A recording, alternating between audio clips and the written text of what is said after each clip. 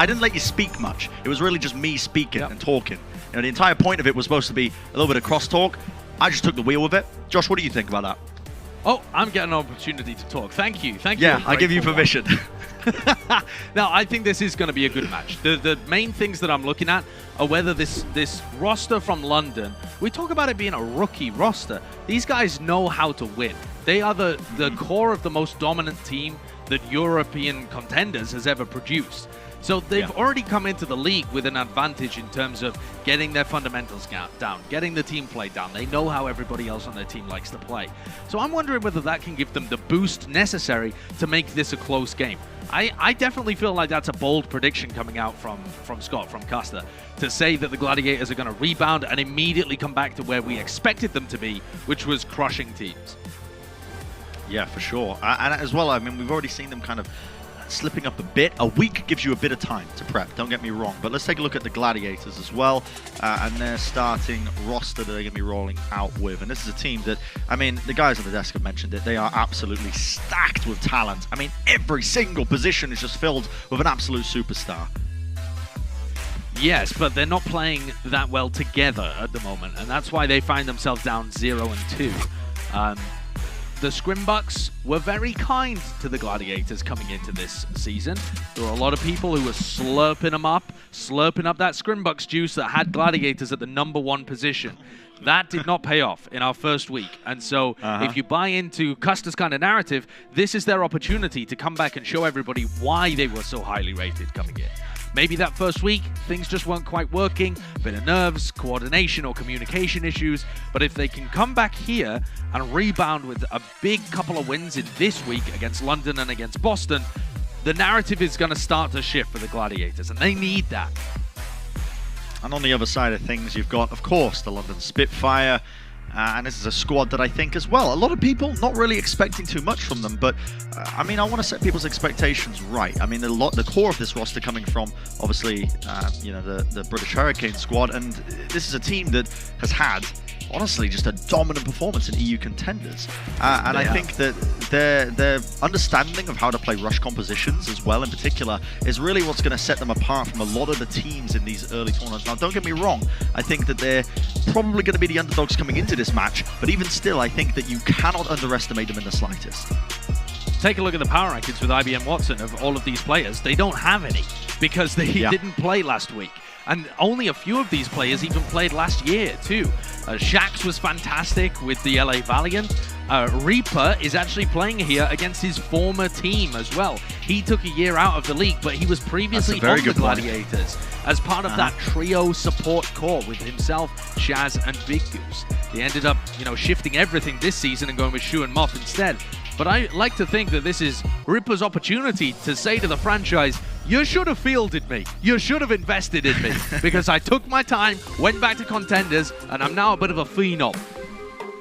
I love those stories, the redemption arc stories. I mean, we've seen it happen in the league before. We might see it here today as we're heading into Busan as the first map here. The Gladiators versus the Spitfire, and it's a map where you see some rush compositions, you see some double bubble. The control maps, I think, I don't know if you agree with me here, Josh, they tend to be sort of trending towards, I suppose, more Winston gameplay. Just the nature of them in general as well. They can chop and change. It really does depend. It does depend a lot. I mean, we've seen on two of the stages for Busan, on Shrine and then on the city center as well, we've seen teams opt into a lot of ball compositions, actually. And then on Mecha Base, we've seen people play a lot of Rhine. I feel like Busan is a very open map right now, but I would anticipate the Gladiators to come out on this ball composition to begin with. It seemed like something they were trying a lot last week. It didn't really work out for them. I'd like to see it again here today. They've got a huge amount of poke if they choose to, and I don't think it's going to be the kind of comp that favors London necessarily. Yes, I'm inclined to agree with you, and these teams are just kind of teasing a variety of different roles. We don't know what they're going to be playing just yet, but this particular section of Busan is very open. You can see them. Okay. Looks like the Gladiators are locking this one in. Going to be playing this composition. What is this from London? Molfig playing the Orisa. Yeah, this is very unusual. Okay, no idea how this comp is going to work. I assume Molfig's going to set up on the point and just be tanked by the by the Ana, and then Hadi's going to run Disruption with Shax. I mean, I'm assuming that's how it's going to function, but it doesn't actually look like they want to take point control that well. I'm just thinking how this would even work. They have a large amount of poke from the backline and Disruption from Hadi. So Space should find his life to be a little difficult. Yeah, and they just dive onto the backline here. They're caught out of line of sight, and they're going to get ripped to pieces almost immediately there. Calyx and Ripper, unfortunately not enough. Yeah. Hybrid does bring down Kevster, but despite the early point flip, it's probably going to be going straight away back to the Gladiators. I don't know why the London Spitfire are opting into this, but I hope over the course of this round we'll be able to see kind of how the comp is designed to work. This backline seems extremely diveable here for Kevster and Muse, and Shax and Hadi can't really try to keep those in check because they have to be trying to apply pressure themselves. Ooh. That's a great pick though. Ripper, presumably with a bit of a right click there, just snipes Birdring from a distance. Yeah. I imagine it's this composition is, I imagine it's quite reliant on the sleep darts, the halts as well, just trying to disrupt as well. You can see AD coming in. Hadi, I should say, a lot of damage being pumped into them there. Moth will go down almost easily. Almost too easily. The mine's still available now and might choose to let them rip onto the point, and they're being split apart. Transcendence forced out. And again, the Wrecking Ball will go down. Birdring finding that one. Shaq's still alive though, and we've seen what this guy can do on the Tracers. The point gets flipped back over. Shu falling as well. I believe that was a halt into the Discord orb. Yeah, it could have been the supercharger as well, because Molfig laid that down on the objective. Yep. And that just applies so much extra damage to Hybrid. Hybrid and Reaper from the backlines doing a lot of work. You saw in that team fight how uncomfortable it is to be Space against Shax, against Hybrid, against Hadi. He's getting booped around by the ball. He has to try and contest an Orisa that's set up on the objective. And then he's got a Tracer harassing him from all sides. I think the key here is to try and just poke from a distance if you're the Gladiators. Ooh, okay. Molfig ends up falling. I believe that was the post bomb that was committed onto him. Huge amount of burst damage now. You can see it's a Nano Visor. The rare Nano Visor coming out here to play. Kevster's recall going to get forced out. And yeah, Shax again feasting. The Space goes down. Still looking pretty solid as it stands for the Gladiators. They do win out this team fight, and with Bob on the point, they're just going to be able to flip this over. But a very, very back and forth match. Definitely. And now that they're in control of the point, this is when Muse and Kevster need to be syncing up. They need to find and communicate to each other good opportunities to get onto Calyx and Ripper. Now Molfig has actually moved over to the Sigma too, so we've got a bit of a mirror, except that the backline is a little weaker for the London Spitfire, and they have a Soldier rather than the Ashe. You can see this gravitic flux from Space is being pressured heavily. No one's able to follow this up, in fact, because the Transcendence comes through. Reaper going to be keeping everybody alive, but it's all good. Birdring is there, ready and waiting. Now Space slowly going to be taking back this map control, not letting them flip this point back over. The Accretion connects, but the Pulse Bomb almost good here, and never Accretion yet. Space going to be finding that kill into Molfig. Muse setting up maybe for the dive.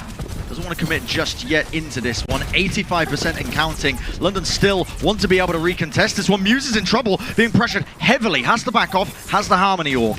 But he'll be back into the fight momentarily.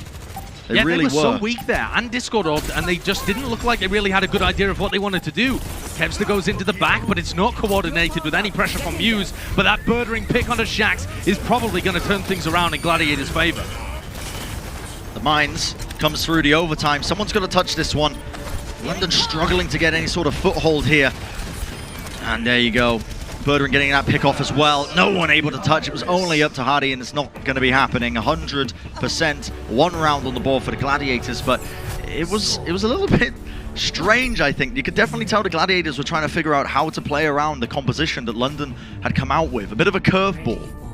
Yeah, and the more curveballs you can throw at your opponent, the more you're going to force them to adapt to you. If you have a good idea of what you're doing, it puts the pressure on Gladiators to adapt on the fly, and that's actually been something that they have really struggled with, both historically and recently in last week. We've seen it a couple of times. Look at this replay as well. This was Birdring shutting down Shax and then just going on a killing spree towards the end.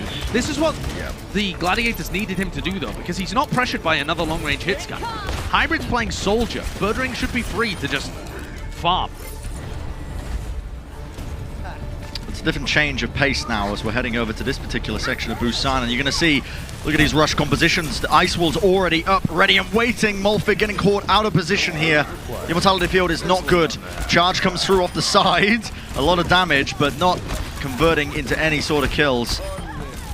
And you can see the Gladiators are the ones who are large and Charge in control of the early team fight pressure.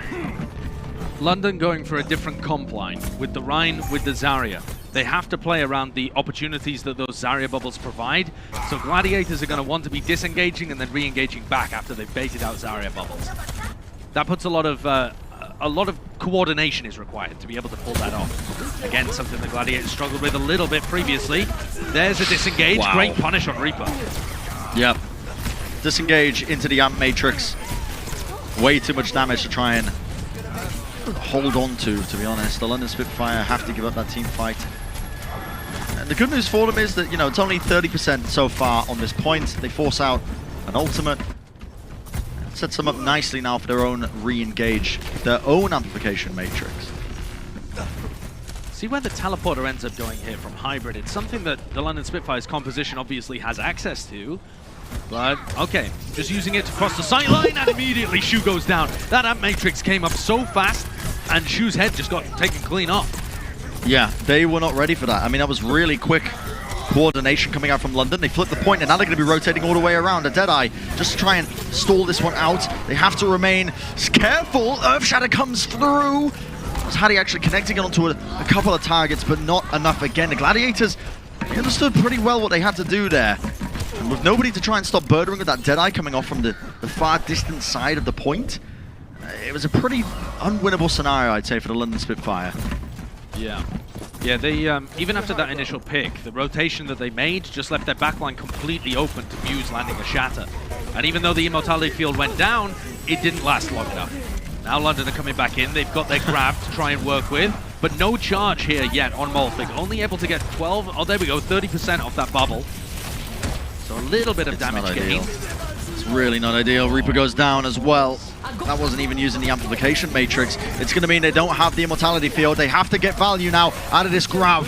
But it's a beautiful Immortality Field from Shu. What a boop! Wonderful from Calyx, taking them out of the Immortality Field and bringing them just low enough for them to just collect those kills.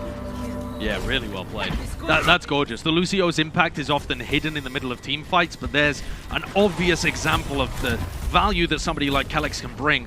One of the veterans played with the Boston Uprising previously in their run, was actually part of their perfect stage as well. There it is, that boop just landing right outside the Immortality Field that Shu had laid down.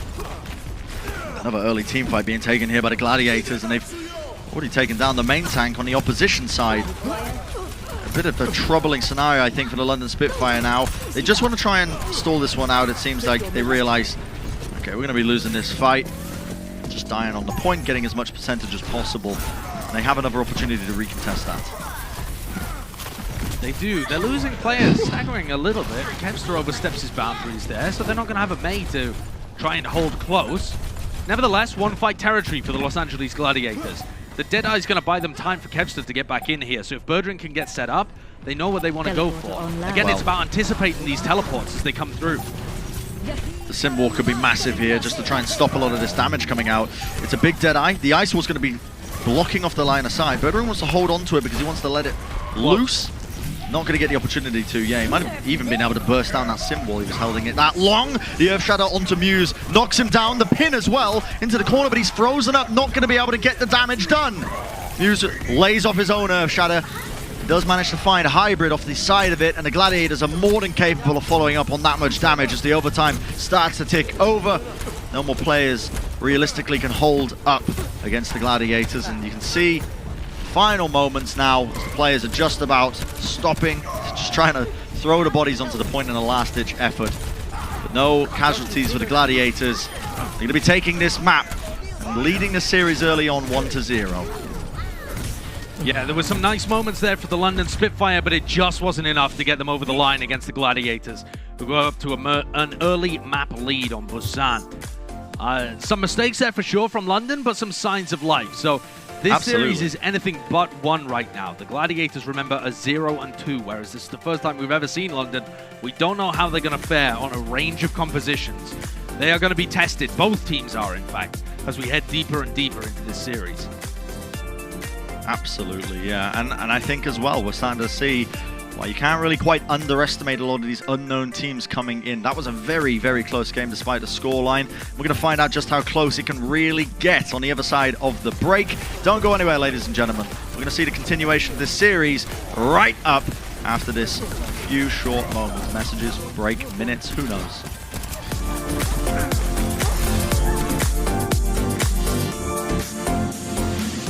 The Overwatch League is brought to you by T-Mobile, America's largest and fastest 5G network.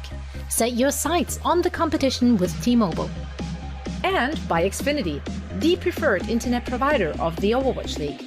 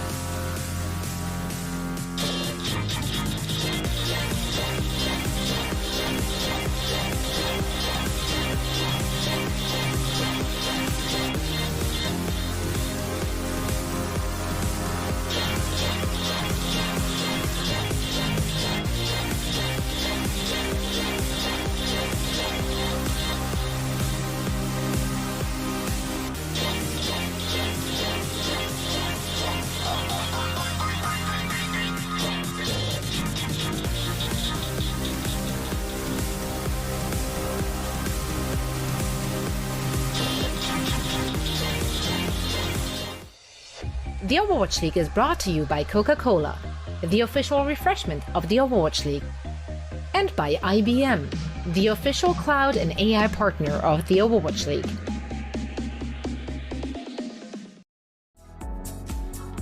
Make your picks for the May Melee Tournament Qualifiers for the chance to win $500 and a May statue. That's right, go to pick'em.overwatchleague.com to play, and you can compete with, the analysts, everyone, your friends, your family. Get everybody involved. Why not? Earn the chance. Maybe, might just win that $500 in the May statue. And here's our power rankings with IBM Watson as well, just to give you the stats you might need. And there's Space, the one player, the one time we've got here, as you can see, just about getting into that 20th spot. And, honestly, pretty good showing, I think, given the fact that Gladiators are currently 0-2. Yeah, it's been interesting watching the Gladiators tank line, to be honest, because a lot of attention was on them last season, OG and Space. And Space squeaking into that 20th position, basically, that's middle of the pack, right? That's almost dead even when it comes to our standings, when it comes to our North American standings. That's not exactly where the Gladiators thought they would be this season. So they're going to want to shift him and Muse way up there as a result of team success. If they want to succeed on their goals of making it deep this season and looking like a contender for the title at the end.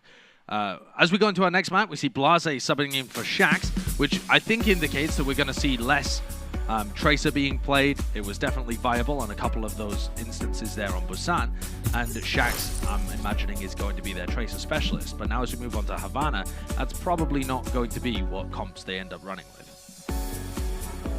Absolutely, yeah. And here's the Havana map that we're going to be heading into. You see, honestly, a variety of different stuff the teams are playing. Some of them play Rush, some of them play double shield compositions, but here is our map leaderboard presented by Xfinity as well. You can see the Gladiators actually were the recipients of a pretty nasty time bank playing against the Shock back in 2019.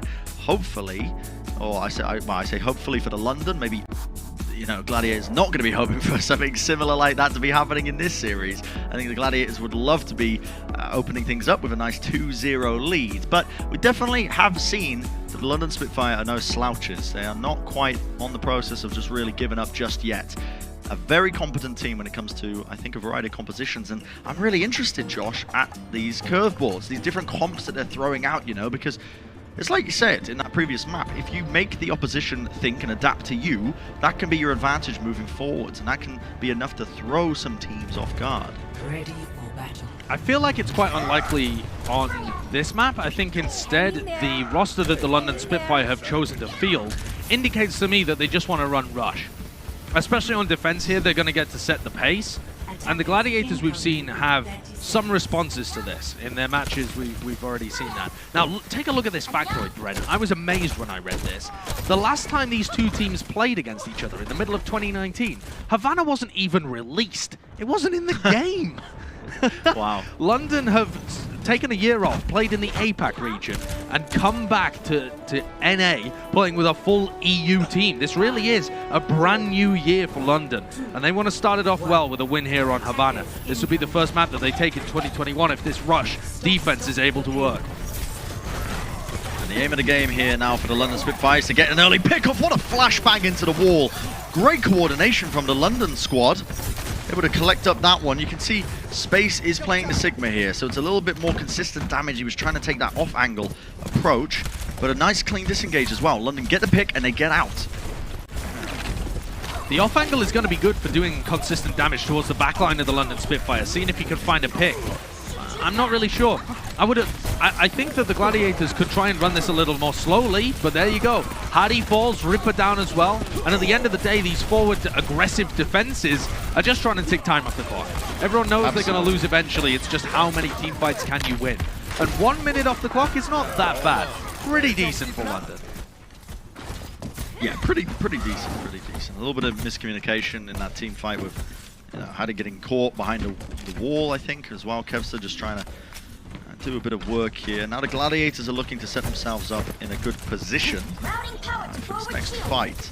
Moving forward, they do have the Amp Matrix. It's probably going to be looking at that coming out from probably either side. Birdring might be able to get in position as well with his Dead Eye. They flip the map, and that's important. Birdring getting up there, takes down the May. That is absolutely pivotal. Now Hardy's looking like he's in a much more dangerous position. Hybrid's got to get some work done behind this Amp Matrix. Yeah, the Amp Matrix not allowing him too much. The angle's a little bit off here, and you can see the Blizzard being laid in by the Gladiators. Both the tanks locked up here, unable to do too much. And it is just buying time at this point. All set up off the back of Birdring with a nice little flank play to flashbang fan the hammer. Yeah, very nicely played there. They read exactly what London Spitfire wanted to go for. This Rush composition always wants to go up on the high ground and flip the map against you when it defends in order to land on the payload and stop the progress. London are going to be able to get another fight here again. A lot of ults available. Spaces is quite dangerous though. Here we go, the Flux and the Deadeye. Not quite combined together, but it forces out the sound barrier from Kellex. And the Immortality Field, a bit of an overlap there. Playing on this point with one less resource. The Earth Shadow laid down, but Muse holds the shield. Well played from him. And look at that, as Hattie goes for the charge in the end, not going to be working out, it just opens them up still. The Blizzard is enough, and it's going to be enough to just seal this team fight away, as the Gladiators are stopped just short of the objective. A brutal place to be held at, to be honest. We've seen countless times. You remember back, Josh, that Shock Houston game that we watched last week? I mean, this area right here can be so difficult to push through. And this is why a lot of teams like to run Rush, because it gives you opportunities to take 3 fights before point A even gets captured. Space has gone over to the D.Va here. Hybrid pushing forward, bit of a speed boost to flank around the side. Can he catch Moth? Not quite.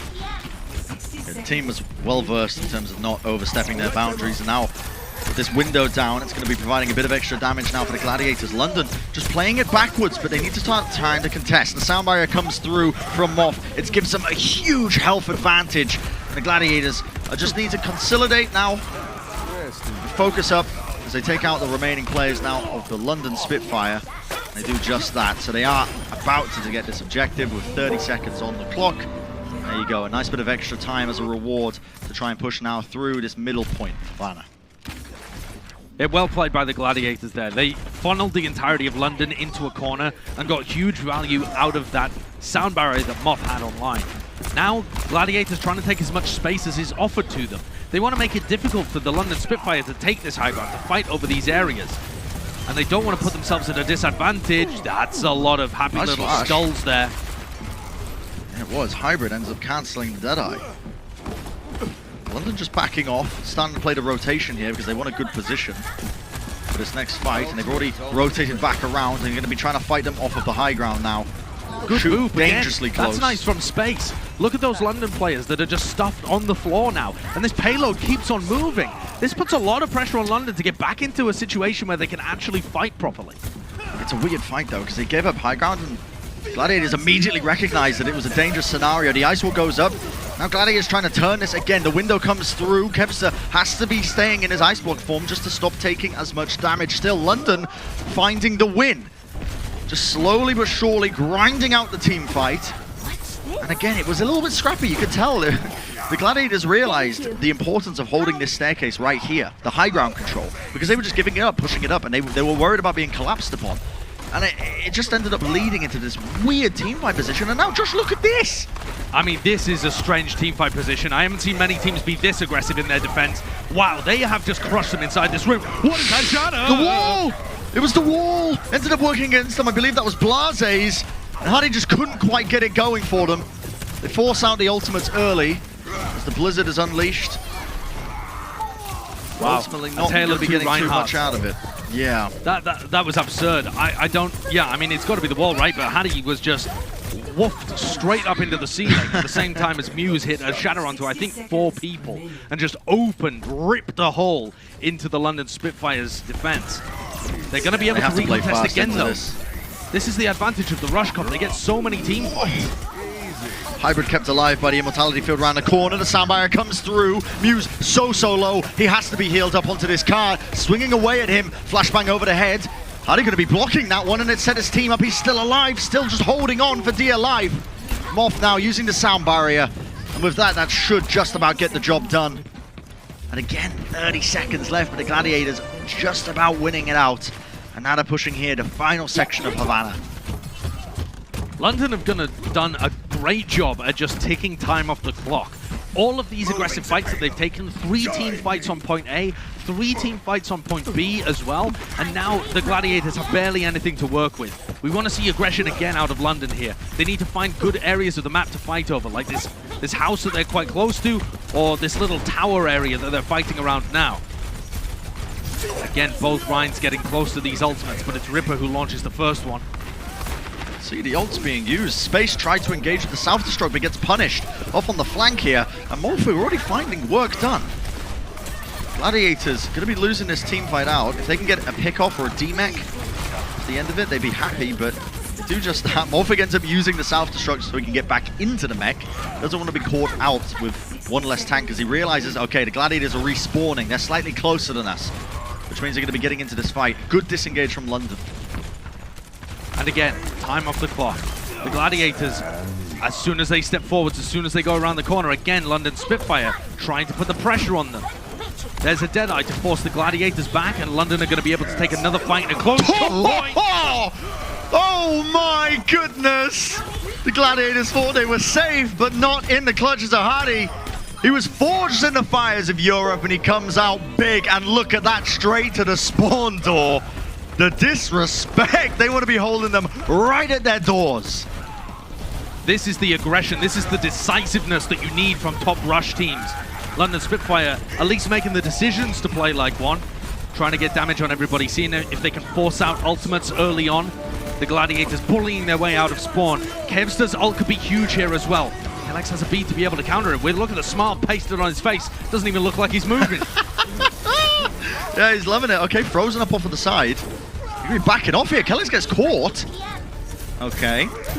I don't know if his camera's frozen or if he was just really feeling confident about that fight, but it doesn't work out for them. The freeze as well. The Gladiators, I mean, they're just rolling this one forward. It was looking so good for the London Spitfire, but they're getting caught out. The disengage not quite clean enough. Hybrid with the Deadeye does not get the kill. Now the Sound Barrier comes in. Kellix keeping his team alive. They need to get a pick off. Beautiful wall.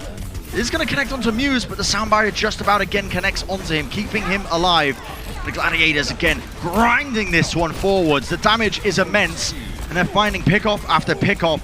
No players, no casualties for them. Birdering is having a field day out here, and they are going to be able to eventually capture all the way to the end of Havana. But my word, did London make it hard for them. Let's take a listen into the Gladiators comms.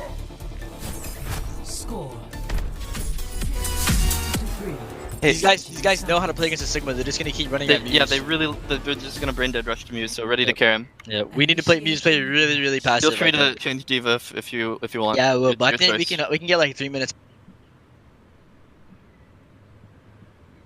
Well, there we go. The Gladiators are kind of discussing what they want to do there as well. But yeah. I think the big takeaway from that, more so than the specific stuff that they're talking about, is the respect and the adaptation that they're thinking about in this match. They have got all 3 checkpoints on Havana, but the London Spitfire really did make them fight for every inch. And I mean that in a very literal sense. London were getting at their spawn doors on both B and C, making the Gladiators fight and putting the pressure on them. You heard Space discuss about whether or not they wanted to run the Sigma, thinking about swapping between them. And let's take a minute to just dive into that a little bit too.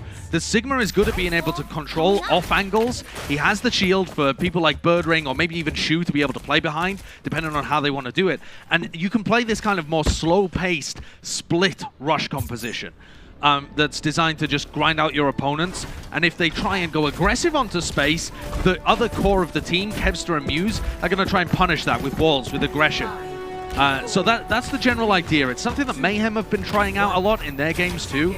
It ends up getting countered by high tempo, but it has to be very well coordinated. So let's see whether London have got enough to be able to go toe-to-toe and tackle this slight adaptation from the Gladiators. Let's see what they can do here. They're a little bit worried as well about Space being caught out of position, but it seems like Birdering is the one who's coming out on top. Kellix getting that pick off, a bit charge into it, and this is good for the London Spitfire. An even fight means they're in a pretty good position. If they end up winning this team fight out as well, Muse solo cannot be kept alive for much longer, and Space just going to be opting to just fall on the cart to buy a bit more time. But a quicker attempt now on London's attack. They end up clearing out the rest of the Gladiators before they can really set up and drag off some time. Yeah, it's roughly around 30 seconds quicker here that we're seeing this time for the London Spitfire's attack. Those kind of margins, though, they really don't make that much difference. It depends on which team fights you win. London want to fight over that staircase. It looked like they were going to wall it there. What a wall. Great wall coming out from Blase. It's a wonderful attempt here, but again, caught out of position. It's the flashbang into the freeze. It's deadly for the main tanks. You've got to respect it. It's a disengage. They do respect it. London realize, okay, we're not taking this fight whatsoever. We're backing immediately. Gladiators want to try and get any sort of value they can off the back of it. Maybe a pickoff or 2, and they do just that. Kellix goes down, so that's going to be buying them just a tiny bit more time. Every single second counts. And it's still good aggression. Gladiators pushing all the way up to the spawn, but they don't want to hold the spawn again. They want to hold the most defendable location, which is this corner now that the payload is here. And London are going to find it difficult to get in through the choke point. They're going to need to burst through the choke point and avoid the flux in some way, because Kellix does not have his sound barrier to counter it. If they can bait out a flux here, that would be huge. Amp Matrix into the Fire Strike. They were ready and waiting for it, actually. Aided up with the Defense Matrix. Shield being held here for Muse. He has to charge out of the way of the Blizzard here. Ruby getting caught, but does stay alive still. And Moth, what is that from the off angle? Muse laying down the Shatter into the Gravitic Flux. Okay, Space trying to make it work, but ends up falling regardless of that. Still, the Gladiators win out the team fight. That's the important point here. And they're going to be holding this still. You could see that London's tempo management was pretty decent as they came up to the payload. They slowed things down, waiting to see if the Gladiators were going to make an aggressive move, trying to save their speed boost. And then when they realized that Gladiators weren't going to be the team to initiate, they took the initiative and pushed in with their Blizzard, trying to get value out of Blase. Didn't work this time around though, but Gladiators used a lot of ults in the previous time, and there goes. Wow! That's the Fire Strike through the Amp Matrix. Deadly. That got so much value, and it's off the back because Space isn't playing the D.Va. There's nothing to counteract that. He got so much work done. And it's a one-hit kill combo if you manage to hit one of the squishy targets at the back. Instant teamfight win for London off the back of that. That is not bad whatsoever. Moth's had a hard run of it this time around in the Overwatch League. Coming into this week, Moth actually had won 0 maps because the only maps that Gladiators had managed to take away in their double 1-3 losses, Moth was not in. It was Shu and Skewed in the backline. He's already resolved that curse though with the win on Busan, and now he's looking to make it 2-0 in week magic. 2. Wonderful little headshot, booping him off the high ground as well. London cannot afford to really take this fight any further. They're just going to get staggered out if they stay into this.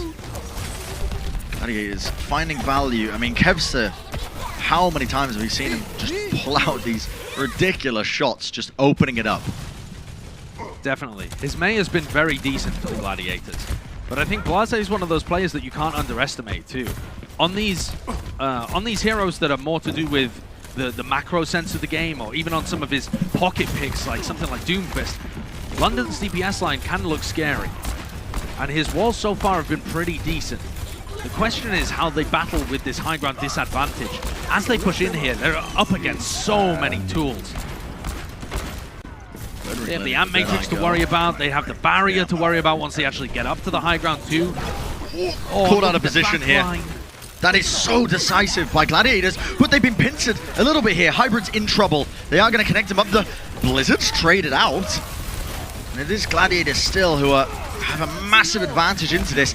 London are committing ultimates into this. They want to try and turn this one around. The sound barrier, the Amp Matrix, everything's being used, but they just don't have the damage.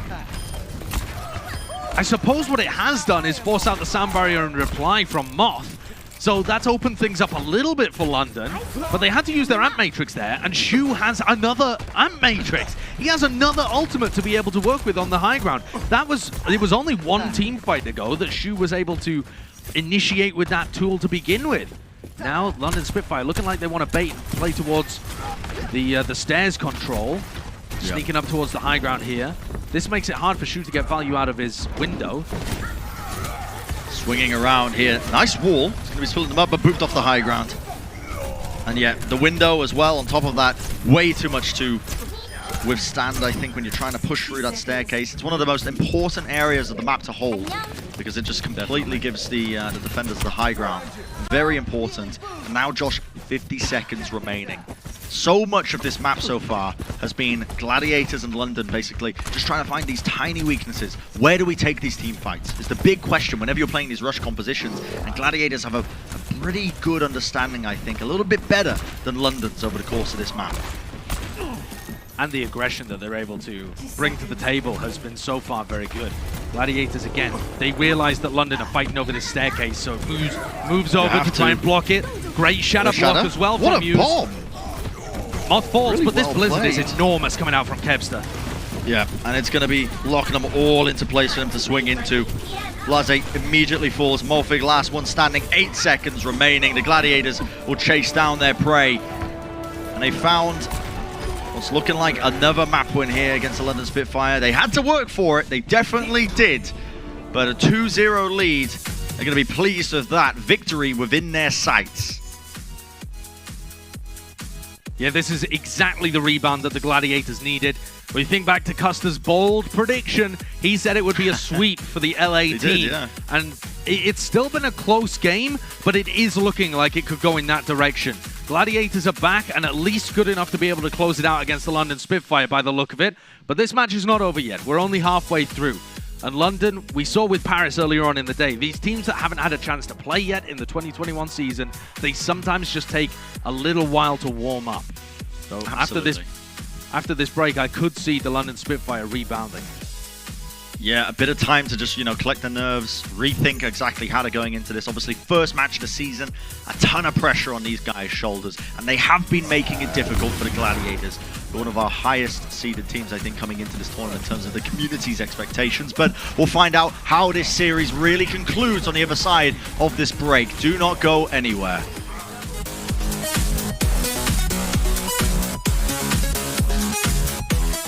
The Overwatch League is brought to you by T-Mobile, America's largest and fastest 5G network.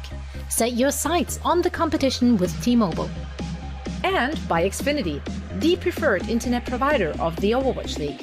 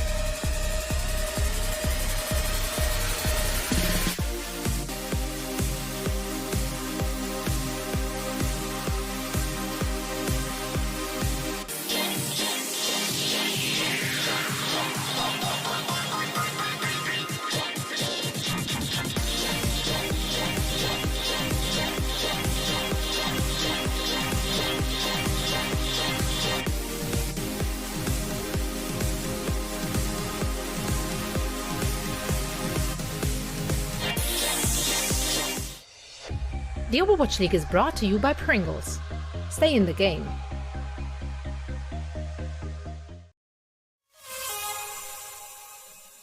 Welcome back, everybody, and yes, one of the players of note here, or indeed player resume, was of course Reaper, and this guy has been having a, I think as well, it's coming back into the league, playing against, your former team as well, a lot to prove on the line, but ultimately, a lot of it does rely off the back of his individuals as well. I think in the rush composition, his role, vitally important in terms of timings when it comes to like mortality fields, that sort of aspect of the game. That's very true, yeah. I mean, the Batiste is a core component of the rush compositions right now. We've seen in the past teams play these kind of comps with Lucio Moira. I actually know that this there was an interview with Christopher recently, who's the coach of, or one of the coaches, of the Philadelphia Fusion, who've been doing very well over in the APAC region. And he said he had an inkling that over in NA, Lucio Moira would start to become more viable. That hasn't become, or maybe not more viable, but more meta. It would start to get used more often. And that doesn't appear to be the case right now, at least. Over on the Gladiators side, if we're talking about support lines though, Skewed is subbing in for Moth here, which indicates to me, Brent, that the Gladiators want to play more of a double bubble style. This is their comp, or this is their roster rather, when they like to run that Ana Brigitte backline. And on the other side, for London, we've got Shax coming in for Blase, which again to me indicates that they're going for double hit scan here. They want to play more of the double bubble style of comp, which we're going on to Volskaya. I was wondering, actually, whether Spitfire would be the kind of team to try and force rush on this map.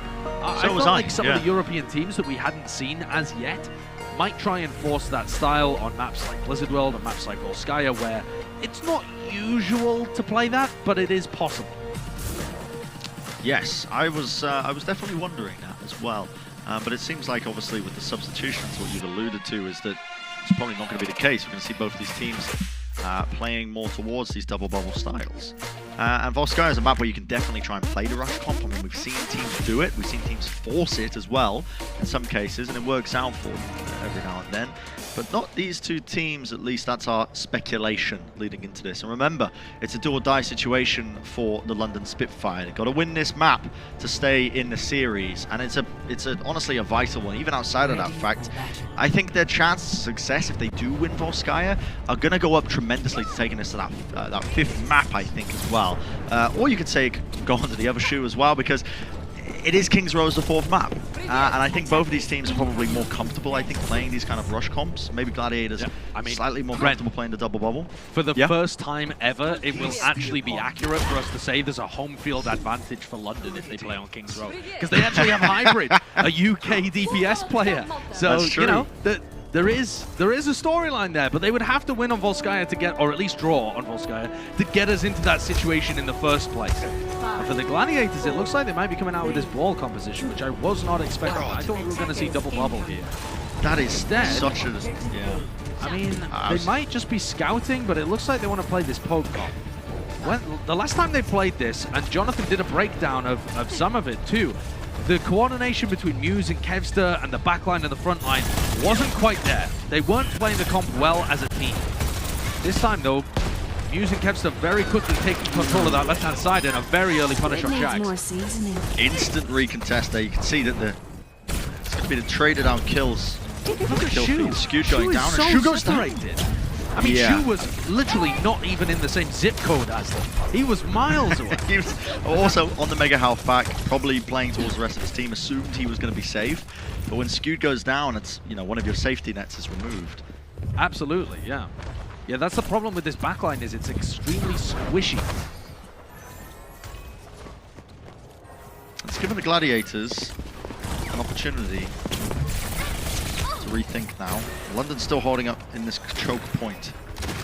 You can see them just waiting for an opportunity to dive in, and they've chosen now, right here. You can see the protected barrier was applied, as well as being highly safe. It's very split up at the moment. The Gladiators searching for opportunity. Shax now on the Tracer, might try and contest Kevster a little bit here. Zipping away, just about gets out with his life. The follow-up wasn't there. Shax needs some healing though, falling quite low. So far, we're at 2.5 minutes, Josh, and only now are we seeing the first approach towards the point. Yeah, not much happening. Just a lot of posturing, trying to get their players in good positions. Now that the backline is through the choke point though, and space is on the point, the Gladiators are looking pretty decent. That's a good pulse bomb to take down the long-range hit scan, but Shax replies with his own. Shax evens it out, but he's got to go huge here. With Hattie going down, and Birdering on the high ground, just pumping in that damage from the high ground is really, you have to dislodge him. It looks like they're just backing off. The disengage comes out from London. I mean, Shax is in there. He's ready and waiting. They might be looking to recontest this one. They could be. Okay. If they can coordinate something here, there's definitely potential. London have a lot of Here we go.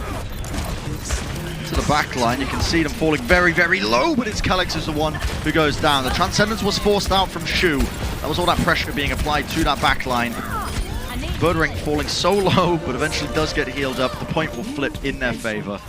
Now the Gladiators with 4.5 minutes to work with. Just pushing into checkpoint B. They're doing a good job of pressuring Shax. When he goes for the backline, there's often a Discord orb on him. Kev's still looking to try and man-mark him, and the backline of Shu and Scoot themselves are trying to make sure that this star Tracer player for the London Spitfire doesn't just win the game single-handedly. We've seen Shax do it last season. There were so many times where Shax just took control of a game. This time around, though, they're trying to stop it. Malfig with a big grab. This is one of the big advantages of running this area, is that they have this team fight win opportunity to combine it up with the pulse bomb. But otherwise, just the bubbles onto Hadi are so good to stop Brigitte bashes or the rocks from being impactful. There it goes again, just gives Hadi all the space in the world. But on the other side, it's Hybrid actually that's fallen again, opening the door for the Gladiators. And you can definitely tell the discomfort here from London. Playing this composition, the coordination just isn't quite there. The grab comes through, Transcendence as well. London are all healthy, but they waited out, they stave it off. And now the Gladiators are leading back in. Trying to hunt for a pick-off if they can get it. The beatdown, Calix will fall. Malfig might be next here into the Mega Health Pack room, going very low. Slid off by the shield as well.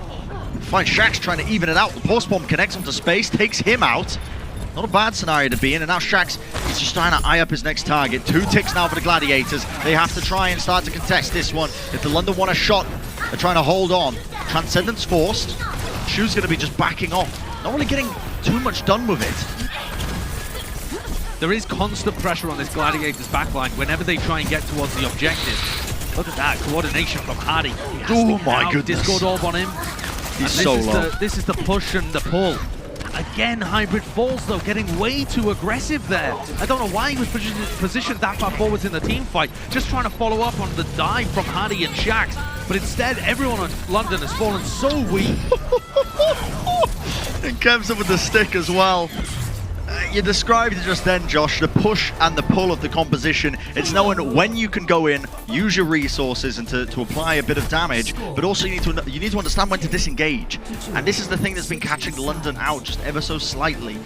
And Gladiators, obviously, they have veterans in almost every single role. And they're able to just smell the blood in the water. They spot the weaknesses out, that push and pull. The double bubble comp, well, not even the double bubble. It's like running this this wrecking ball kind of dive-esque with the Zen and the Brig in the back line. It really does, I think, fit to some of the Gladiators' great strengths. I think you really are putting some of your heaviest hitters in roles where they're finding the most impact. And it's showcased here against the London Spitfire. Yeah, it's theoretically a great composition for them. Like I say, it's not something that they played very well last week. So seeing them be able to tighten up some of that coordination is necessary. If you're a Gladiators fan and you're looking at them recovering, getting 2-2 by the end of this week and making it into the May Melee Qualifiers, that really is what you're looking for here. Is not necessarily just a win, but they have to win and look good doing it. And so far the Gladiators on that offensive round, they were slow and methodical, but they actually seemed like they were trying to focus on tightening up their play. The coordination between Kevstra and Muse looked a bit better than it did last week. The way that their backline moved around the map still looked pretty good, and the way that they were peeling for their backline too. So, some signs of positivity here for Gladiators fans to take away. Absolutely, yeah. I think definitely resounding improvements. People definitely need to be looking at the Gladiators as well. Expectations were for this team to be honestly competing with the very, very top in North America. The Norton 2 start was not great for them. So if they're able to close out this series here and get one win on the board, it's at least, you know, a bit of a salvage operation happening. Still, Kevstra goes down early. This is the attacking side of the Spitfire, but the counter dive comes through as Muse with the power drive and takes out Reaper. A lot of damage being applied to Birdring as he's pressured out of position, forced off the high ground. Now Muse just trying to man-mark Hardy, just take him out of the fight, make sure that he can't really get any sort of that disruption going. The good coordination from London on their engage, where they had the Tracer try to pressure the backline, and then the ball come through afterwards. But the Gladiators have just stayed together and tried to really punish London's less mobile characters, let's say. So when Kelix and Ripper are trying to come through this choke point and move around the left-hand side, when Molfig is trying to get in, the Gladiators are putting a significant focus on stopping them, on punishing them, putting a lot of poke damage into them, so that even if they lose Bird Ring, Hybrid isn't in the good position to capitalize on that. Reaper isn't in position to capitalize. Here goes London again, though, trying to get their ball and their Tracer, advanced positions. They've got them at least in a flank. But it's Yeah, trying this is to good, but use look- that. And you can look at the Gladiators. Yeah, Here, look at the Josh. Gladiators. That's what I'm saying, is that when part of the London Spitfire is able to get in through the choke point, the Gladiators are pushing aggressively and stopping the rest of the team. They're essentially driving a wedge through the middle of London, and it's working really well so far. I think for London, they need to be conscious of that. And then Hattie and Jax, when they get into those positions, maybe need to be trying to create a distraction on the back. If they can try and punish Bird Ring, or maybe get a dive onto Shu, force out that ult, it could open up opportunities. On the other hand, when Molfig has his ult available, they can actually bake that aggression in and maybe try to catch it in a flux. But London have been slow to get up to these ults. We're talking 2 minutes, and most of their players are not close. This is really hard for London. Gladiators now with a huge ult bank to try and stop them here at this choke point. See Shaxx trying to make a play. If he can take down Birdring in the back line, it could be good for them. The Birdring's being peeled for. Shu goes down. Wonderful little play happening here as Hattie ends up getting the 2-piece. And Muse lays down the mines at the choke point to try and turn this fight around in their favor. Morphig falling. Reaper using the Transcendence to keep his team alive and also clear the mines through the choke point. And opening. Now I'm worried about that here. There. Oh, that's so Wonderful. crucial. Kevster falling means that they don't really have that player to contest the objective as easily. The Gladiators have ults to work with, but it's going to be hard for them to be able to get back in. They do catch Hybrid though. Ton of damage. Great mechanics there from Space, but Bob does get let loose just before Hybrid goes down. See the damage and the point just being pressured heavily here. Space ends up using that grass just to take in a lot of the damage. Shaxx goes in with the pulse bomb, and Skewed is the one who's going to be falling. Wonderful holographic flux. The London Spitfire just punishing the aggression as the Gladiators attempted to recontest this one. All being caught up out of position. 2 ticks, nobody on the point. Birdring still on the high ground. No one's really dealing with this one, but Space eventually taken down. If Hattie's mechanics are clean, he should be able to deal with Birdring, and indeed he does. 26 health remaining. Not even close. And he's going to get healed up. That's going to provide actually ult charge for Reaper moving into this final objective too. He's going to go from 60 to 70%, and they might be in a decent position to capitalize off this.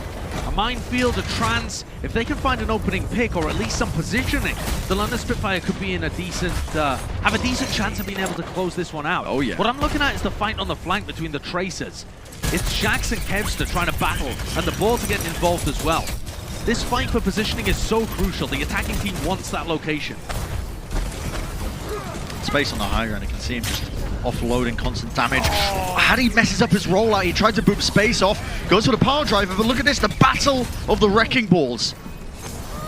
Hattie almost getting locked up out of position here. Kevster finding the kill onto Shaxx. With the help presumably with the help of some of his teammates. That's going to call the disengage for the London Spitfire.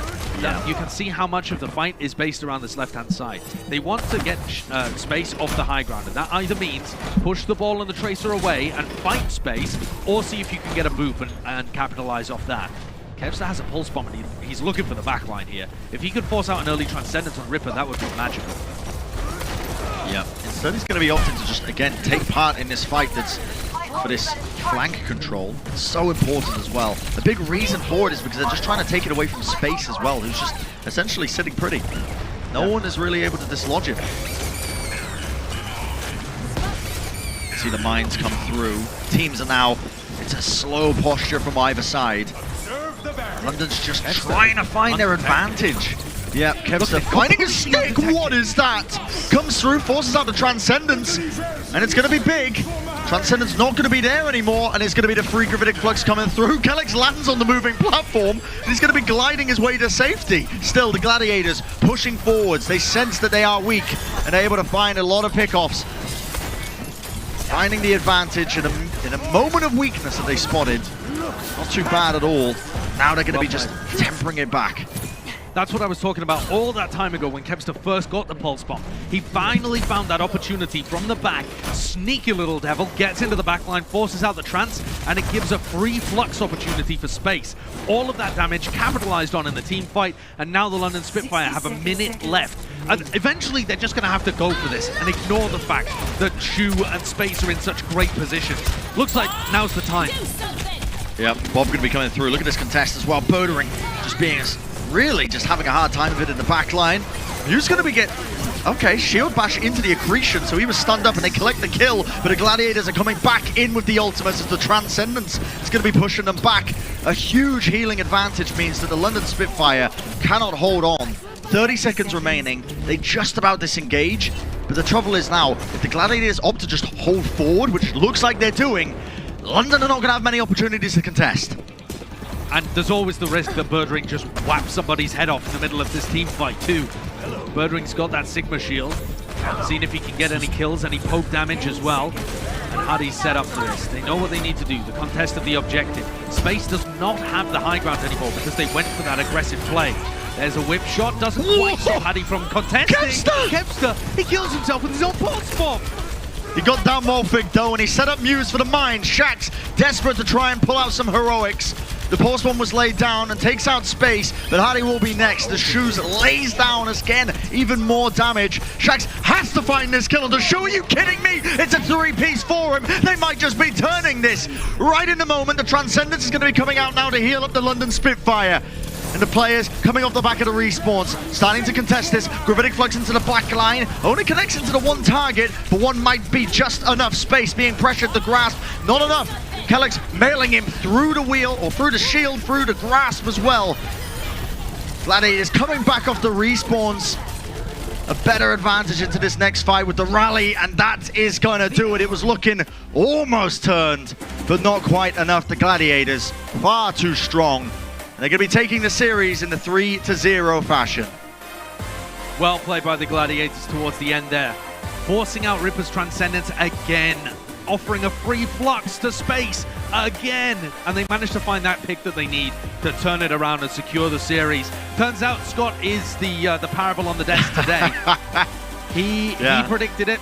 His bold prediction, it was going to be the clean sweep for the Gladiators. And I mean, talking about it being clean is maybe giving perhaps a little too little credit to the London Spitfire because they made some of those rounds close. But at the end of the day, the Gladiators were the better team on all three of those maps. Yeah, and I think all of our expectations were, at least, I mean, I predicted the London Spitfire, had a lot of faith in them. But overall, I think the community's expectations for the Gladiators was that they were, you know, definitely the favorites in this series. And they showcased, I think, a tremendous amount of improvement from last week to this week. Necessary improvement. Because if they want to be calling themselves the top team in North America, these are the matches you need to win. And they've done just that. It's a really important milestone for them, to be honest with you. And a big part of the reason why it was all possible was, of course, our player of the match presented by Xfinity. I'm going to be giving it this week, or this match, I should say, to Birdring. The guy was a tremendous force of nature, I think, against a lot of what the London Spitfire were trying to do. On the Ash, he was honestly popping off various clutch moments and able to shut down and opening picks as well to make some team fights very, very winnable in the process. Yeah, on some of the maps it felt like a battle between the Tracers, but when it came down to the long-range hit scan or the McCrees, it felt like Birdring was just getting value. Value. He's able to get himself into good positions, and that coordination with the front line was really lacking last week. But it seemed like this time around they tightened up some of their coordination and communication issues. Of course, it's always hard to say how much the Gladiators have really improved, how much the Birdring and the coordination, how much the entire system has improved when they aren't tested and taken to the limit against another team that we're really expecting to be at the top of North America. But at the end of the day, this is a must-win game for the Gladiators, for Birdring. He had to show up with a playoffs-level performance, and he was able to get it through this time. The Gladiators on their way to a 2-2 performance by the end of the week. Yeah, and I cannot stress enough how important that first win is for a team in the Overwatch League. It's really the thing that gets a lot of momentum, I think, pushed forward now for them in the rest of the qualifiers. Now they have one more match, I believe, until we lead into it, and again, another must-win. And on the other side as well of the break that we've got an interview with Moff as well, so you've got that to look forward to as well. You get a bit of a look at the inner workings of the Gladiators and how they have managed it, this sort of comeback as well. Again, congratulations to the Gladiators. We're going to be going to a short break. On the other side of it, like I said, even more watch point action on top of the interview with Moff. So don't go anywhere, guys. Even more Overwatch League coming up. Coca-Cola is the official refreshment of the Overwatch League.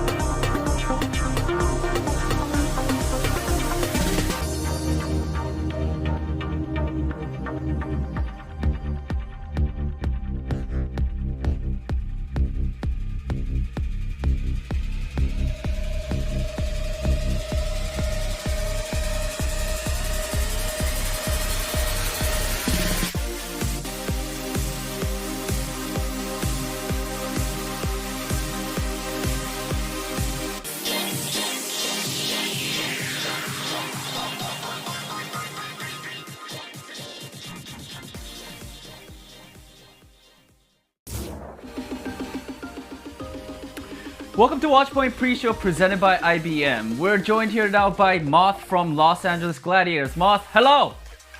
Hi. Hi. Alright, let's just jump right into the question. You are a two-time champion joining one of the predicted best teams in the league, but you guys are down 0-2. You guys were down 0-2 in week 1. As someone not accustomed to losing, how did you guys and the team come back from this sort of rocky start? Yeah, it was really disappointing not being able to play up to the level we expected last week. But going forward, I think this win against London will give us a lot more confidence and we'll be able to play to the level we expect and get a lot more wins this season. Okay, was there something specific that you guys did after your week 1 coming into today's match? We just kept our heads down and reviewed how we played and fixed all of our problems. I think a lot of it could be attributed to first match jitters as well, but I think as a team I'm really confident we'll have a great performance this season. Okay, alright, thank you. And also, given that, we haven't seen the London Spitfire play prior to today, did you have a good idea of what they will roll out with? Did you have any expectations? Not really. They surprised us a lot, especially that first map. They rolled out with a comp we really didn't expect. So we had to talk a lot during the match to figure out how they were playing and how best we could counter it. Alright, okay. Thank you so much, Moth, and again, congratulations on your win today. And let's head back to the dusk. Thanks for having me. Thank you so much, Moth, and of course Danny as well. Yeah, this is the Gladiators we all thought we were gonna get at the very start of the season, and I'm very happy to see they're coming back from that 0-2 start heading into week number 2. Now, let's take a quick look at today's result just to catch you all up in case you missed all the action earlier.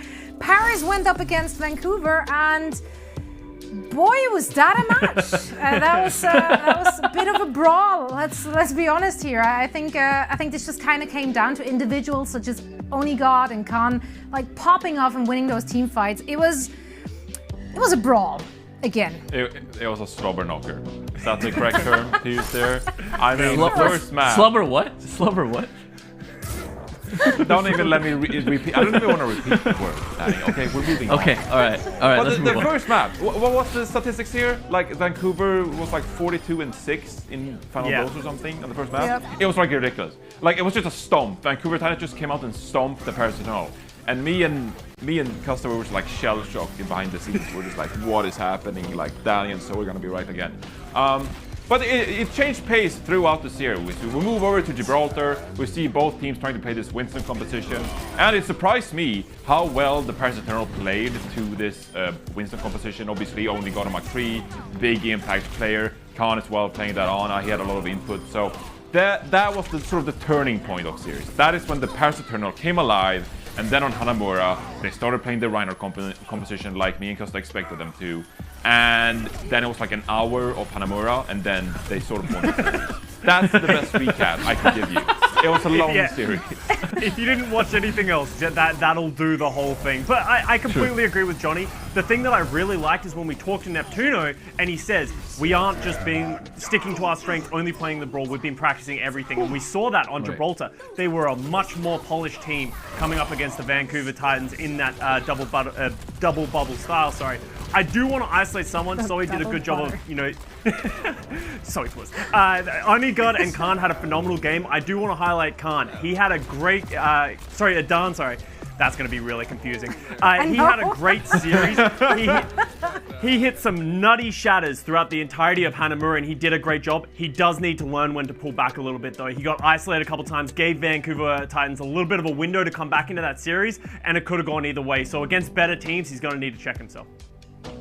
Yeah, I'm very interested to just generally see what we can expect from those teams moving forward. But we had a second game of the day, and that one had the Gladiators. Came out on top with a very convincing 3-0 against the London Spitfire. And I mean, this is that really important W they needed on the board, guys. Right.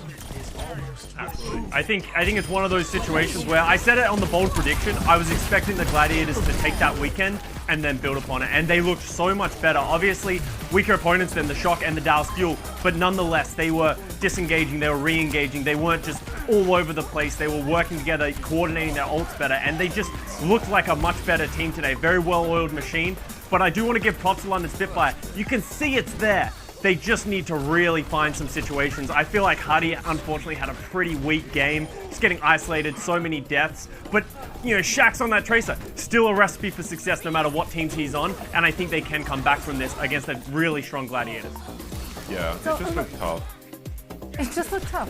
Sometimes you feel like that, Reinforced.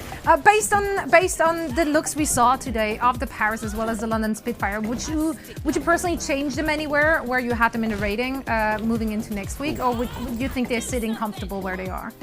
I mean, I thought highly of the London Spitfire coming into this, and I don't mean highly as in like top 5 or. I mean, you had them winning, so. League average. I thought they could take advantage of a weak LA Gladiators, but I was pretty disappointed with what I saw from them. I don't think you should read too much into it, though. Like Moth even mentioned it as well in his interview that, you know, you could even credit it to, like, you know, first match nerves or something. You know, it wasn't the performance they really wanted to show in their first match. I think the London Spitfire as well didn't really show what they were capable of in this match against the LA Gladiators. They looked a bit shaky. Their team fights fell apart, like in the middle of them. You know, you come into a team fight, you have a plan, what you want to do, how you want to execute, and you come out and you do that initial thing, but then everything just like all over the place. You know, someone rotates to the other side of the map, etc. So they just fell apart in the middle of team fights for London Spitfire. Not really the coordination I expected, but I think they'll improve with some more experience under their belt. I'm just happy that Gladiators aren't Gladiators anymore. Yeah, I think you speak for the entirety of every Gladiators fan out there. So yeah, this is a good look for the Gladiators, and of course some bright moments from the London Spitfires as well, which should get every London Spitfire fan excited to cheer for them moving forward. Now, I think it's time to, you know, walk it back once more and take a look at our predictions today, because you win some and you lose some. Oh, ain't that right, baby. Reinforce? Woohoo! Ain't that true? Woohoo! 1-1 crew, let's go! Yo, I'm back. The first one was a coin toss, though. Let's be real. The first one was a coin toss. Like, you cannot. Hey, you see that? You see that? Coin toss. I'm not giving. Yeah, no, honestly, the first one was a coin. No, I agree. That was a coin toss. Okay. Like, you know, it was 50-50. So when we lose, it's really obvious, and it was obviously that team. But when you lose, it's a coin toss. No one could have predicted either way. I What is think you this? understand the system. Precisely, precisely. Hey, I'm still on top. I'm a 7-3. Yeah, all of you guys are 6-4. By what margin, Danny? It's just 1 point. 1 point. You never know. We're coming. Yeah, we're all coming for all right, you. come at me. This is the first time I'm even with the rest of the desk too. Costa, Reinforce. I'm so used to being way ahead of you. Like this feels different. Yeah, welcome to the bottom. It's not. Welcome to the bottom. Johnny, this is supposed to be different. Hey, yeah. From here. Yeah, how are you guys? How are you guys doing up down there? How are you guys doing down there? Oh, there's no pressure. Air is a little different, you know. Well, as we recover from taking a look at our predictions, we will take a quick moment to head into a short break, and then afterwards we are back with our best moments of the day. So don't go anywhere. Coca-Cola is the official refreshment of the Overwatch League.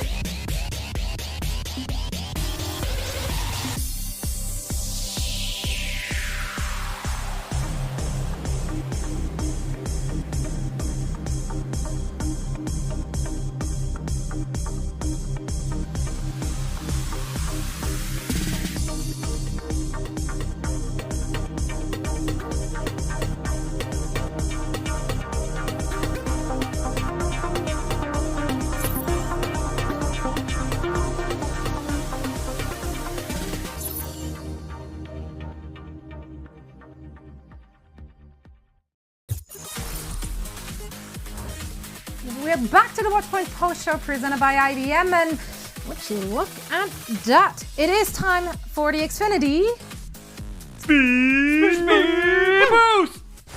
Yeah. Oh, my hand. I guess we're going with it. Not the best one we had so far. However, the speed boost was pretty impressive. All right, this might seem counterintuitive because it did feel like an hour, as Johnny said, but the attacks were blisteringly fast. Great word right there on Hanamura. I don't know if it was bad offense, bad defense, good offense, a little bit of both. We saw some Metro. We honestly saw everything. We saw tanks going down. We saw DPS going down. But the number one thing is they were just getting all the points. I can't remember the last time we saw an 11-point Hanamura. I wanted to get the records, but the stats people said it wasn't possible, so I'm just winging it at this point and saying it was a world record. So 11 points in Overwatch League world record is a world record for us on the broadcast. So it was sweet, and that is the speed boost for this week. That was bold. I like it. Yeah. Dropping world records right there. And I mean, no one can prove you otherwise except from everyone. Yeah. So there's that. But hey, it's just on tape. It's fine. Now, guys, I think it's time for best of the day. And there were plenty to choose from, honestly. There were lots of pop-off performances, lots of fun moments on the broadcast, lots of interesting things happening across the board. And I'm going to kick things off with Onigod, being an actual god.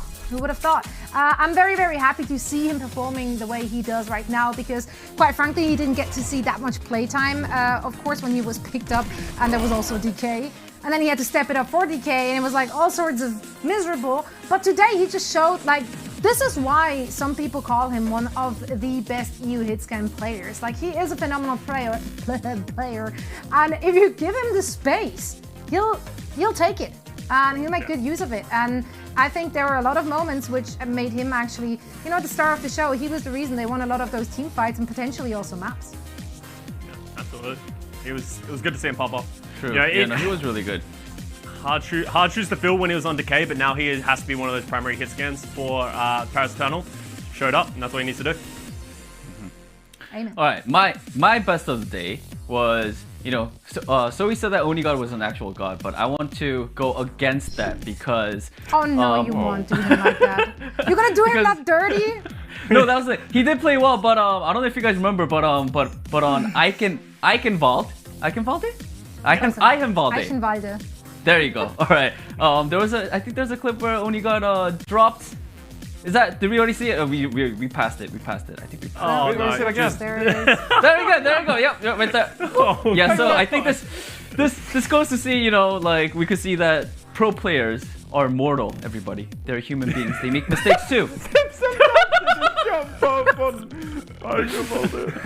Wow. Yeah. I like Evil Danny. Let's bring Evil Danny back more often. Yeah, that's just mean. Very relatable content though. Like, that's the most relatable of anything I saw in game. Like, this is me in a nutshell. That happens to me all the time. All right, my best of the day, it's just I'm back, baby. Last weekend we had a nightmare in predictions. I then just tagged onto to Danny. But this weekend I went for my own. 2-0. I'm back. I'm coming for the throne of you, Danny. I'm leaving Johnny in the dust once again in this season. Wow. Once again. We were both down in the bog last year. I was about to say, you were even in the bottom. We were both like holding hands, like drowning in the swamp. No, that doesn't ring a bell. I don't remember that at all. That's not it. Unbelievable. He's leaving me hanging like this. Well, no, Danny's curse is broken. But here we have the new Costa curse. Unreal. Costa curse! I can't believe it. Hot take, LA Gladiators 3-0. No. Come on, like you're getting away with murder here. This is not a bold prediction to go 3-0. Gladiators are the favorite. They're of course the better team. They came in like it was Scrimbox #1 in N8. Some people. This is an amazing team, and you say 3-0 against the London Spitfire. This is a curse. This is a curse. Every time Costa predicts something bold, it will therefore happen because it doesn't actually give bold predictions. What do you? Yeah, it was not a bold prediction. You can't say it's not bold and then go for the London Spit. Hello, is anybody remembering? I went for an upset. Oh, that's bold. Okay. Upset. That's how, he was bold. He's bold. You're not bold, Costa. Yeah, You're not bold. You're not bold. And yes, I understand. I understand that you got Bren's seal of approval, whatever that means for you. But Nice. that was not, as Johnny said, that was not a bold prediction. They were the clear favorites coming into this. You guys do it next time then, okay? I'm done with bold predictions for the season. Done. You guys show me what you got. I'm 1 from 1. All right. All I'm saying is, Costa, after the season, you're gonna be making bold predictions. Because we're getting rid of that hair, buddy. Oh, Oh. that was actually so clever. Congratulations. Bree. No, it wasn't. Did you No, plan it that? actually was. Don't encourage me. I'll give him that Were one. Were you thinking about that Well, joke the whole time? I think he had it pre-planned. It's probably written down somewhere. Speaking of written down, of course, we want to take a look at the standings right now and keep in mind once more that the points they're collecting in these first 2 weeks are going towards the May Melee tournaments. 4 matches will be played per team, and those are basically the qualifiers, and then afterwards we go by map differential to determine which teams will actually make it into that tournament. So, anything standing out for you guys? Well, sort of Mayhem. Well, That's the team I'm gonna point out. They didn't play today, but 2-0. You know, if you had another one to that, you're 3-0, and then you're potentially looking at a qualification to May Melee. This is a team that a lot of people, they weren't really thinking about, going into the season, but proving their strength once more. 2-0, top of the standings. And that was math with Johnny. 2 + 1 = 3. The thing that I just want to see, I want to see Washington Justice just play a game. They have an absolutely star-studded roster. That's all I want to see. It's coming up this weekend. If you are not hyped for it, you should very much get hyped for to see them play.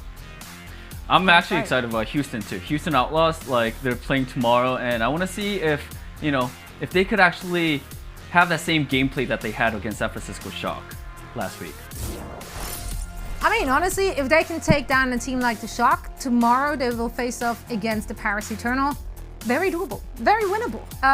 Houston Outlaws could be one of the absolute top teams coming out of these qualifying games, so that is very, very exciting. So here is Saturday's schedule. We kick things off with the Outlaws taking on the Eternal. Afterwards, a first look at the Boston Uprising. Very excited to see that. They will face off against the LA Gladiators. And then all of Costa's wishes will be coming true as the Washington Justice takes on the Dallas Fuel. Which one of those gets you hyped? I mean, Costa, for you it's a Washington game, right? I don't even need to say anything. Just look at that. Washington versus Dallas is going to be sick. Oh, yeah. Hey, Costa, if you need a bold pick tomorrow, by the way, Houston over Paris, that's up your alley. Yeah, bold pick. Okay, mate. Okay, you're doing the bold prediction tomorrow. Okay, I don't want to hear any more of this from you. All right, cool. So we just had someone sign himself up for bold predictions tomorrow. Congratulations. Reinforced, Costa, you are relieved of the burden to be bold. Let's go. We, of course, also have our Eastern games popping up overnight. So in case you want to watch at 5 a.m. ET or 2 a.m. PT, we're going to kick things off with the Chengdu Hunters taking on the NYXL. Afterwards, the Philadelphia Fusion go up against the Spark. Well, these are going to be hard to predict, honestly. Like, I struggle to make proper predictions for these. Yeah, well, seriously though, like Chengdu Hunters obviously started out 2-0 last week, looked really good, but going up against the New York Excelsior, who we haven't seen yet this season. I think strongly of this New York Excelsior roster, especially in this meta with Hitscan and Sanyara. I mean, you got Jonak and like 4 fantastic DPS players on this New York roster. I'm actually predicting Just a Jonak New York and win friends here for over NYXL. Chengdu, but No, that's going to be a bang of a match. No, don't predict NYXL over Chengdu. We talked about. Didn't you say you wanted to get out of the bottom? You're gonna fall even lower. Come on, Johnny. Well, it's not Yeah, official. but you is get it? out. Yeah. You get out of the bottom by making bold predictions. That's the only way to take over. True. Yeah, you're right. Facts. You win this battle. Yeah. You win this. You win this. All right. That makes Honestly, I want to see the Spark play. I have been pretty critical of the Spark in the off season. I just want to see if they can prove us wrong. But I am a little worried about them, whether or not they're going to be able to hit that peak that we saw them, way back when in season 2. Danny, are you living in the Chengdu zone as well, or are you believing Yes. in NYXL? No, Yes. Chengdu zone. I think NYXL is gonna enter the Chengdu zone and get Chengdu'd.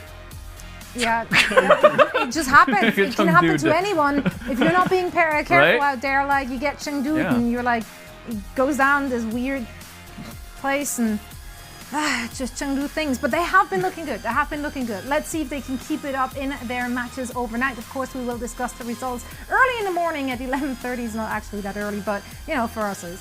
So gaming hours. Anyway, that's it. It's too early. That's it from us here at the Watchpoint Post Show presented by IBM. Gentlemen, thank you so much for joining us here once again for another day of matches. We will be back for week 2, day 2 tomorrow at 11:30 PST. That's right. That's the time zone we're in, and we hope to see you again then. Bye, everybody. Bye, guys. Bye.